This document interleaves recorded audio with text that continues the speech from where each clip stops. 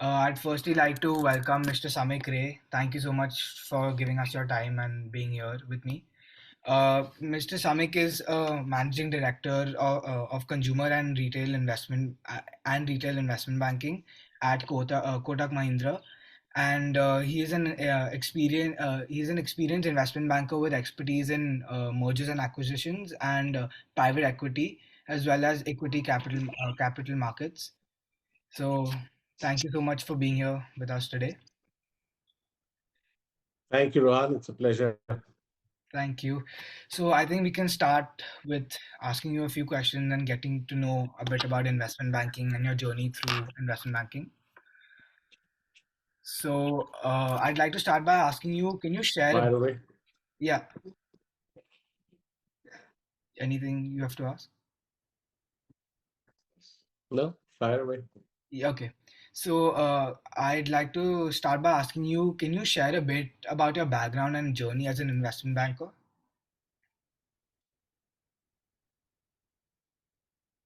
Well, I started my career in investment banking about 22, 23 ago. Hmm. And, just straight out of business school. And it's been an amazing journey so far. Investment banking is one of those industries where you get to learn something new every day. You get to meet a lot of interesting people across multiple uh, industries, across multiple backgrounds. You you know through the deals that you do, you get to learn about a whole bunch of new industries and have the ability to get you know quite deep into a lot of them. uh, so it's been an amazing journey so far. Learned a lot of new things, evolved a lot as a person, and uh, it's been fascinating. That's really great to hear. So, in how long ago did you start investment banking? And how was the start for you and Yes. compare it to now and how you started off? What's the difference? So see, investment banking is, you know,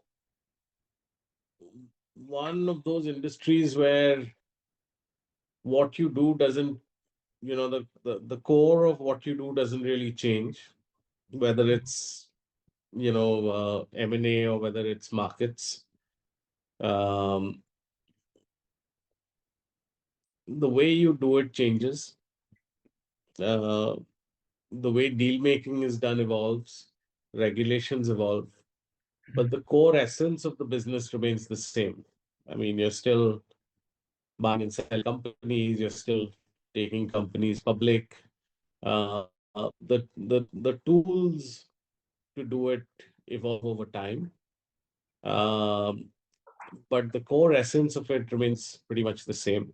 I started, as I said, about 2.5 decades ago, uh, and you know when we started, we didn't have we didn't have as as an analyst, there weren't that many computers Technology with was so much. internet connections. Yeah. We used to be on dial-up connections. Research used to be a mix of offline and online. To get a functioning internet connection, there used to be a queue for hours. Yeah. Um, Now technology plays a huge part. So obviously the efficiency, the way in which we do things, um, you know, email's a huge part of what we do. You needed, back in the day, you needed to be seated at a desk to do email. Now you can do emails on the On, move. yeah.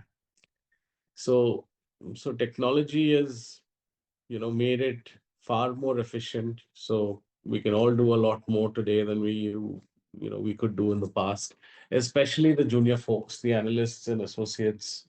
They can be a lot more efficient now than they were in the past.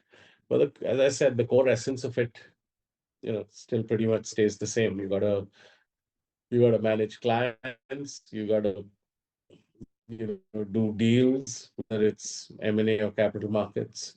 Uh, but the tools change. And again, going in the future, again, a lot of things are going to change with AI coming in. Um, I think that can be a huge game changer. Yeah. Again, a quantum shift in efficiency in the way we do things. Yeah, I think I completely agree with you when you say there's been a drastic change in the technology from when you started off and where we are today. Even in terms of AI becoming the new trend and becoming the new talk about today's generation and today's world. So I also had this quick follow-up question for you about AI. Do you see any connection to investment banking and AI, and do you see anything in the future of investment banking when it comes to AI? Like you mentioned some tools of how they are beneficial. So I'd like to know a bit more about that as well. Yeah, as language models, Mm. artificial intelligence, machine learning evolves, a lot of our business is about data crunching, making sense of data. It's about assimilating all of that data to, derive a meaningful messaging. Um, it's also about, presentations and, financial models. Uh, and again, a lot of number crunching. Uh, a lot of that is can be made simpler through language models and artificial intelligence and machine learning, so that we are able to do more of it in a lesser amount of time. So again, there are two aspects to the business. One is Yeah. the data itself, and the second is how you use the data to drive outcomes, whether it's positioning a company to investors, or negotiating the best possible deal for your clients. um, so the part where we crunch a lot of data, we try to make sense of a lot of data, Yeah. um, is a part of our business where AI can have a huge impact. But the qualitative aspect, of selling a story to investors, Yeah. negotiating the best deal for your client, these are all very qualitative, human led things that language models and machine learning Cannot. cannot really solve, because there's a very strong human interface to it. Yeah, I think I So completely agree with you. parts of it will get disrupted for the better, but some parts, are going to be pretty resilient. Yeah, I think I completely agree with you on that because nowadays time and being time efficient and having effective time management is very important in terms of any business you look at. Even for me as a student, time management is extremely important. So I completely agree with what you're saying in terms of that aspect as well. So I'd also like to ask you, Back in the day, go ahead. Steve Jobs had said that the computer is like the bicycle for the mind, Yeah, right? Which allows you to move from point A to point B much faster than you walk. yeah, The computer was the same thing for the mind, which allowed you to do things faster than, mm, yeah, without a computer. yeah, yeah. I think AI can be, the rocket ship for the mind, much faster than a bicycle. Yeah, because it's developing with especially with like Chat GPT and Google coming out with Bard, if I'm not wrong. It definitely does play an important role in every industry. or most. So moving Yeah. on, can you share a funny or memorable moment from your journey as an investment banker? Do you have anything you'd like to share about that? Yeah. So there are quite a few. I don't know. Um, I don't know which one I should talk about. Maybe I should pick a less controversial one. Like just a brief, Uh, a brief explanation of it would be nice. yeah. So as you know, investment banking is to uh, always involve very long hours. Yeah, It still does. Uh, and the people lower down the value chain, your analysts and associates, are the ones who end up doing, the real grunt work, right? The junior folks. yeah, So that was a time when I was working 14, 15, 16 hour days or more at times. And there's this Saturday I was sitting and having a beer with my friends. Um, and suddenly I get a call, beer, a meal, and so on and so forth. And suddenly I get a call from my MD who asks me what I'm doing. And I said, I didn't want to tell him I'm having a beer. So I said, I'm having lunch. yeah. Uh, so he doesn't care about the lunch I'm having. What he next asks me is, how soon can you be in office? And I tell him that,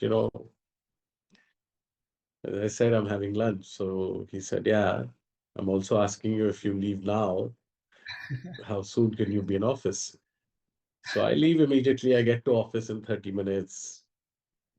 I go into his cabin and tell him I'm there. And he tells me, have you been drinking? And I think, this is Saturday, man. And I had no idea that I'm going to get called into work. So what, what am I supposed to do? So he said, I own you. Don't ever drink on my time as long as I own you. And that was a really funny incident. And I was like, I didn't know how to respond to that. I mean, from this story, another thing I learned is investment banking can be hectic in terms of working, going to the office, late night calls. Like you said, you work 16-hour days sometime. So sometimes that can be pretty exhausting as well, right? Yeah, it can be exhausting. But again, Sort of, you can't do, you've got to be passionate about what you're doing, yeah, especially in this business, because, um, I mean, you got to be passionate about most things that you're doing. Uh, but this is one business I feel that unless you see the bigger picture, uh, unless you truly like what you're doing, and unless you enjoy the hustle and bustle, yeah, um, it's very difficult to become great at what you do. yeah. I think also, like if you're very passionate about this, embracing this would be really embracing it would be much easier if you're passionate. It would help you embrace the fact that you are going to have these hectic nights and days and these long days in the week, which I completely agree with you about in terms of being passionate of what you're doing. Let it be investment banking. Yeah, I mean, look, the whole thing is that eventually it all becomes worth it. Um, Yeah, you work for 16 hours, you work for 14, 12, whatever it is, yeah. and you do the work that you do, Hmm. and then you see your deal on the front page of newspapers, uh, on being talked about on TV channels, business news channels. Uh, you know, you know that what you do is having an impact and is newsworthy. Yeah. And that's the big picture that you have to see. It's not about the sleepless nights of going to bed at 2 a.m. and waking up at 6 and going back to work at 8. Hmm. Uh, it's about the big picture and what you're helping achieve. Yeah. Yeah. I think that's amazing to know that you're And dealing. it's got an impact on it's got an because look, you know, raising growth capital helps uh, businesses get the capital they need to pursue growth. Yeah. If mid-sized businesses grow, they're adding to The economy the and real economy. yeah. Yeah. Uh, so, so you know, the bigger picture helps you uh, That's sort of like a motivation factor. put the yeah put the job in context. Yeah. That's amazing to know. Uh, Yeah. so can you uh, give our listeners a brief overview of what you do as an investment banker? Because I think majority of our audience members will be students who are either aspiring to be investment bankers or anything else in the finance field. So just a brief description of your role and what you do. So what I do is, I do three things basically. Um, I do M&A, mergers and acquisitions. So we help our clients either buy businesses or we help them sell businesses to monetize. Hmm. We help companies who are looking to go public raise capital from public market investors. Okay. We help public companies raise capital to fund their growth. And we help private companies raise private equity capital, again, to fund their growth initiatives. Hmm. So that's what we do essentially: M&A, capital markets, Yeah. and private equity. Okay, that's really great. I think you have a very high post as well, right? In the firm. You're the managing director, like I mentioned in the start. That probably comes with a lot of responsibility, right? Because of such a high position. Yeah. So look, the way things evolve Hmm. in investment banking is, what we call a finder, minder, grinder, right? So at the top is the finder, Yeah. the mid level is the minder, and the lowest level is the grinder. Huh. So basically, what the grinder does is, you know, a whole bunch of hard work, Not like the backbone. putting information Yeah. together, building financial models, managing data requests, and so on. Okay. The minder is the mid level, who's actually managing a team, reviewing their work, and putting the output together. And then there is the finder who's supposed to generate business Hmm. uh, and lead teams and drive strategy. So that's basically the way it works. I started off as a grinder, and over time, Move we've way up. become a finder. So Yeah. yeah, it's been an interesting journey. That I'm glad to hear that. Uh, Next, I mean, I think you've already briefly mentioned this, but as an investment banker, what were some challenges you faced and how did you overcome them? Oh, so deal making is fraught with challenges. Uh, Hmm. you're dealing with challenges on a daily basis. For example, if you're looking to launch an IPO, Yeah. and if the Fed raises interest rates in the US, it has a ripple effect on markets around the world. Yeah. And, if you're, in the middle of raising capital, uh, That can. and markets and valuations move in Yeah. the wrong direction, it, you know, presents its own set of challenges on the ability of doing it. Mm-hmm. So you got to work around those, right? Uh, Even companies that you're buying and selling are in a dynamic industry. There are good times and bad times. Yeah. Yeah. There are surprises, both geopolitically uh, relevant surprises, uh, domestic economy linked surprises, policy surprises that Yeah. impact outcomes. Mm-hmm. So we're dealing with challenges, and that's what people hire us for, and we're dealing with challenges all the time.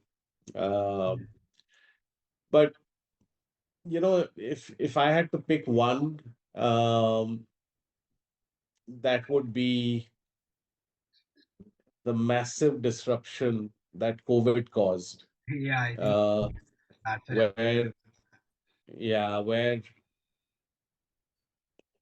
there are certain, I mean, I won't be able to talk specifically with client names where, we were in the midst of transactions where COVID hit Hmm.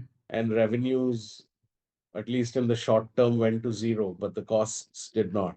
Yeah. If you were renting an office, you were still paying rentals. If you had employees, you were still paying them. Yeah. Yeah. Um and those would have massive impacts on these businesses, Uh, uh, not just for the very short term, but for the medium term, because supply chains get disrupted. yeah. Yeah. Uh, and to help those businesses actually raise capital to tide through that crisis Mm-hmm.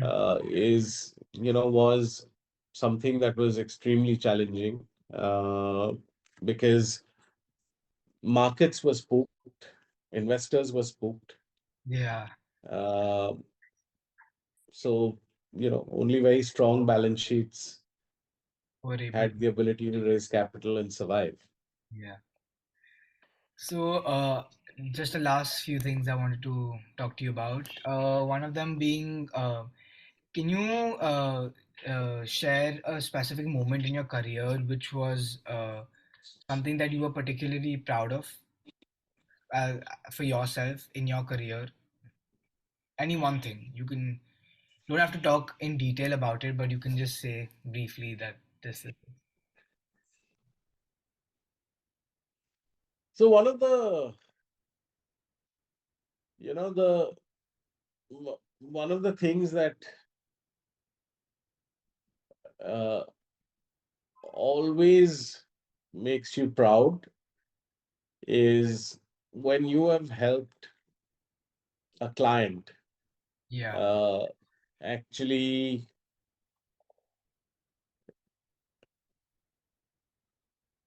actually get to a very good outcome, Yeah. right? And those outcomes are heavily dependent on the quality of work you do, how you position a company to investors, uh, how you manage the negotiation process.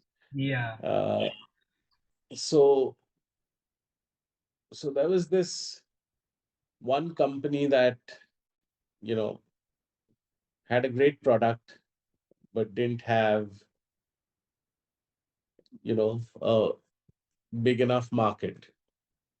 And that company pivoted to uh, another product, which was mass market, Mm. uh, but didn't have the tools to get bigger, and it needed capital, and it was losing money. Not many people believed in it. Mm. They thought that, this product is going to fail. Yeah. And we sort of had to convince people that this business had long-term potential. Mm. And what was happening with this business 3, 4 years prior to, when we were trying to raise capital, was that this business was still sort of like in the first phase of its journey. And now it's in the second phase of its journey. And the capital will help it evolve to the third phase. And there were not too many believers. Mm.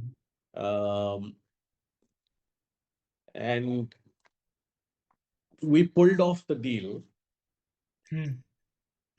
Uh, and that deal almost failed. We had only one investor willing to back it. Yeah. So we pulled it off. When we pulled it off, we were quite happy that we pulled it off. I'm sure. And in the last 3 years, Yeah. the company has grown revenues, doubled revenues almost every year, That's impressive. uh, and is profitable Hmm. despite doubling revenues every year. Yeah. So to have actually pulled that off Hmm. Hmm. at a stage where if we hadn't been able to raise capital, would Yeah. have meant that the company would have eventually died. Yeah. So from watching a company on life support, uh, thrive uh, and get to a position where it is, 4x or 5x of what it was Yeah. with great margins and Yeah. good profits Hmm. is something that makes me particularly proud. Hmm. So you don't get to be associated with such dramatic situations all the time. Yeah. Uh, but this one was quite special. I'm glad you could share this with us today. I just have one last question to end this episode with you. What advice would you give to someone aspiring to become an investment banker and reach your level of a post or a job criteria? See, I think everything is a journey. Hmm. You have to do the little things and you have to do the little things well. Yeah. And if you do the little things well enough for a consistent period of time, Hmm. then growth is inevitable. Yeah. And if you do the little things not just well, but brilliantly Yeah. and consistently over over a period of time, then The bigger picture looks the better overall. the growth is not just inevitable, but that growth happens faster. Yeah. So the first thing you need is sort of to figure out whether any particular thing that you're doing is something that you really want to do, Yeah. Yeah. something that excites you, because you're going to spend a huge amount of your life at work, and work will fill up a huge portion of your life. So I'm sure. you'd rather do something that you enjoy as opposed to something that is a chore. That's point number one. Point number two, always pay attention to detail. Yeah. Everything that you put out carries your signature. Yeah. And the moment you are doing something that carries your signature, you should take some pride in putting that out. Yeah. I'm sure. And you know, so hunger, detail, and quest for excellence.